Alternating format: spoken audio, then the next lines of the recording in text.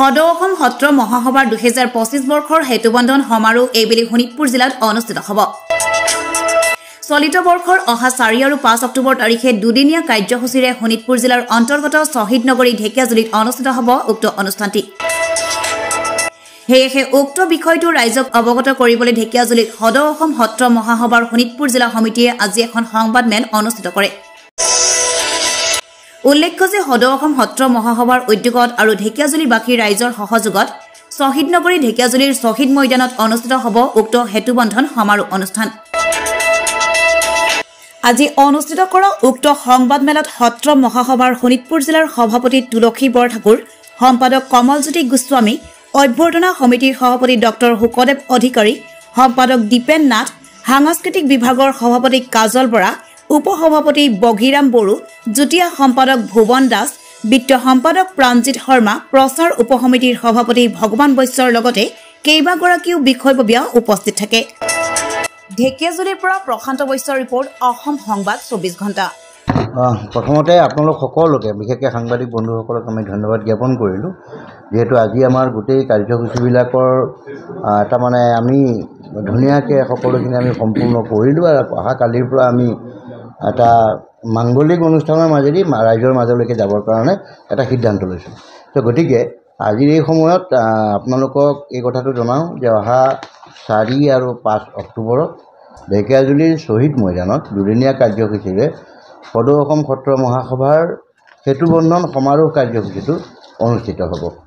আৰু এই ক্ষেত্ৰত আমি আমাৰ ঢেকিয়াজুলিৰ অভ্যৰ্থনা সমিতিৰ তৰফৰ পৰা আমি আপোনালোকক পৰৱৰ্তী সময়তো এনেধৰণৰ সহায় সহযোগিতা কামনা কৰিম। ইয়াৰ আমাৰ বিস্তৃত কাৰ্যসূচী আছে।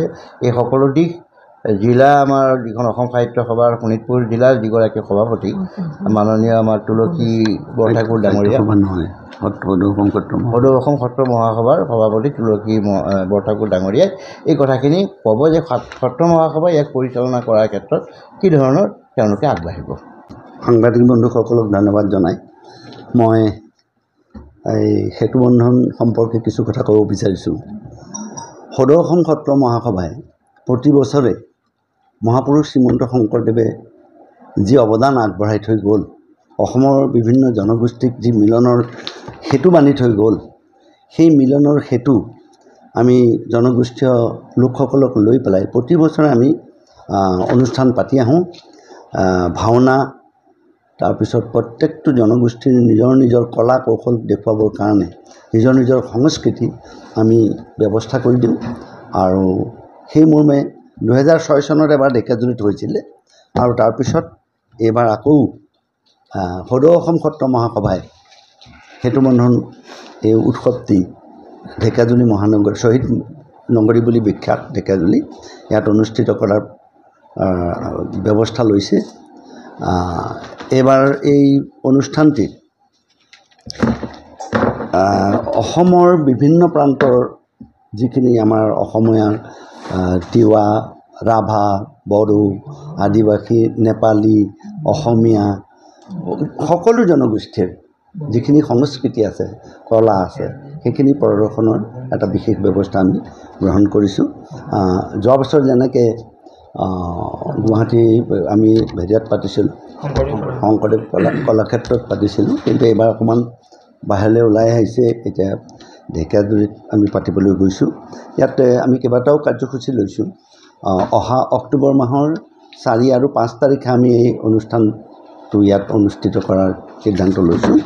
ইতিমধ্যে আমাৰ সাধাৰণ সভা হৈছে, 2খনকৈ সভা হৈ গৈছে আৰু সভাত বিভিন্ন উপ সমিতিসমূহ গঠন হৈছে, মূল সমিতি গঠন হৈছে, আদৰণি সমিতি ইতিমধ্যে আমাৰ সভাপতিদেৱে আপোনালোকক ক'লেই।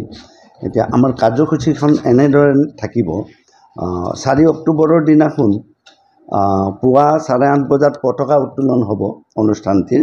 তাৰপিছতে 9 বজাত আমি স্মৃতি তৰ্পণৰ ব্যৱস্থা কৰিছোঁ।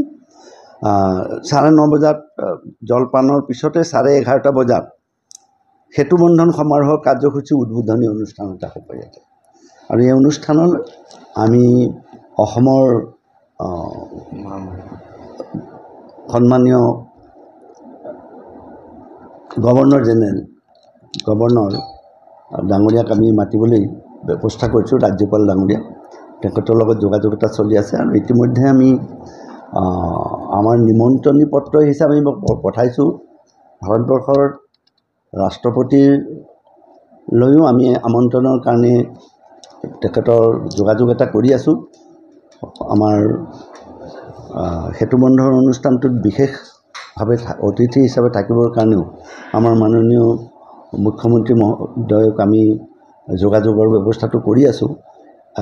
ফাইনেলাইজ যদিও হোৱা নাই কোন ক'ত আহিব, তথাপিতো শেহতীয়াভাৱে আমি যিসকল আমাৰ মন্ত্ৰী আছে, বিভাগীয় মন্ত্ৰী আছে, সাংস্কৃতিক মন্ত্ৰী বা আমাৰ লোকেল ইয়াৰ আমাৰ বিশেষকৈ আমাৰ ইয়াৰ মন্ত্ৰী আছে অশোক সিংহল ডাঙৰীয়া, তেখেতৰ লগতো আমি যোগাযোগ কৰিছোঁ। আৰু তাৰ উপৰিও শোণিতপুৰ জিলাৰ আশে পাশে ওচৰৰ যিসকল আমাৰ ব্যক্তি আছে, বিশেষকৈ MLA আছে, তেখেতসকলকো কৈছোঁ। আৰু সত্ৰাধিকাৰসকলৰ বিশেষ মাজুলীৰ পৰা যিসকল সত্ৰাধিকাৰ ইয়ালৈ আহিব, তেখেতসকলৰ ব্যৱস্থা, তেখেতসকলৰ ভিতৰতো আমি কেইবাগৰাকীকো ইয়াতে আমি এক মুখ্য পৃষ্ঠপোষক হিচাপে আমি গ্ৰহণ কৰিছোঁ। তেখেতসকলে আদৰণি আমাৰ লগত থাকিব। অকল সেয়ে নহয়, গোটেই অসমৰ 1200খন সত্ৰ আমাৰ লগত জড়িত হৈ আছে। এই 1200খন সত্ৰৰ অধিকাৰসকলে আমাক সুন্দৰভাৱে সহযোগ আগবঢ়াইছে। এই সেতুবন্ধন এই 4 তাৰিখৰ সেতুবন্ধনৰ এই সাংস্কৃতিক সমাৰোহৰ আগতেই সত্ৰাধিকাৰ সন্মিলন এখন হ'ব 2টা বজাত। তাৰপিছতে আহিব ভাওনা প্ৰদৰ্শন হ'ব সন্ধিয়া। আগদিনা এখন ভাওনা থাকিব 4 তাৰিখে আৰু 5 তাৰিখেও এখন ভাওনা থাকিব। তাৰ উপৰিও 5 তাৰিখৰ অনুষ্ঠানটি এনেকৈ থাকিব, আপোনাৰ 10 বজাৰ পৰা আলোচনা চক্ৰ হ'ব গুৰুজনাৰ ওপৰত। আমাৰ বিষয়বস্তুখিনি ইয়াতে যদিও দাঙি ধৰি দিয়া নাই, এতিয়া আমি 2 বজাৰ পৰা মূল সভা আমাৰ আৰম্ভ হ'ব আৰু 6 বজাত ভাওনা আকৌ প্ৰদৰ্শন হ'ব এখন, তাৰপিছত অনুষ্ঠানৰ সামৰণি হ'ব। সাংস্কৃতিক অনুষ্ঠানখিনি আগদিনা হ'ব আৰু যিখিনি ৰৈ যায় আমি পিছদিনাখন কৰিম। এতিয়া আমাৰ সংখ্যাৰ পৰিসৰটো আমি জনা নাই, এতিয়াও আমি যোগাযোগটো চলি আছে, সেইমতে আমি ব্যৱস্থাটো কৰিম। গতিকে এইখিনিয়ে আমি অনুষ্ঠানটিৰ কাৰণে আমি ব্যৱস্থা লৈছোঁ। তাৰ উপৰিও যিসকল সত্ৰাধিকাৰসকল আহক আৰু যিসকল শিল্পী আহিব ইয়াত প্ৰদৰ্শন কৰিবৰ কাৰণে, তেওঁলোকৰ থকা খোৱা ব্যৱস্থা আমি কৰিছোঁ। তেওঁলোক 3 তাৰিখে আহি পাব, 4 তাৰিখে আৰু 5 তাৰিখে প্ৰদৰ্শন কৰি হয়তো কিছুমান 5 তাৰিখে সন্ধিয়া গুচি যাব আৰু কিছু সংখ্যকে 6 তাৰিখে পুৱা যাবগৈ। এনেধৰণে আমি এই সাংস্কৃতিক সমাৰোহৰ ভিতৰতেই 2টা কাৰ্যসূচী আছে। এটা আছে শোভাযাত্ৰা আছে, শোভাযাত্ৰাও হ'ব। শোভাযাত্ৰাটো 5 তাৰিখে হোৱাৰ সিদ্ধান্ত লোৱা হৈছে, 5 তাৰিখে। আৰু সেই অনুষ্ঠানৰ ভিতৰতে এখন আমাৰ স্মৃতিগ্ৰন্থ এখন ইয়াৰ পৰা উলিওৱাৰ এটা আমি আয়োজন কৰিছোঁ। এনেধৰণে আমি প্ৰস্তুতি এটা হাতত লৈছোঁ আৰু এতিয়া আগবাঢ়িছোঁ। আৰু অহাকালিৰ পৰা আমি এই সেতুবন্ধনৰ বাবে ৰাইজৰ মাজলৈ যাবৰ কাৰণে আমি এটা মাংগলিকভাৱে আনুষ্ঠানিক কাৰ্যসূচীৰ মাজেৰে যাবৰ কাৰণে আমি সিদ্ধান্ত লৈছোঁ। আমি অহাকালি বাসুদেৱ সত্ৰৰ পৰাই আমি তেজপুৰৰ বাসুদেৱ সত্ৰৰ পৰাই আমি এই ৰাইজৰ মাজলৈ যোৱাৰ ব্যৱস্থাটো বা আমি অনুষ্ঠানটোক আগুৱাই লৈ যোৱাৰ কাৰণে সিদ্ধান্ত গ্ৰহণ কৰিছোঁ।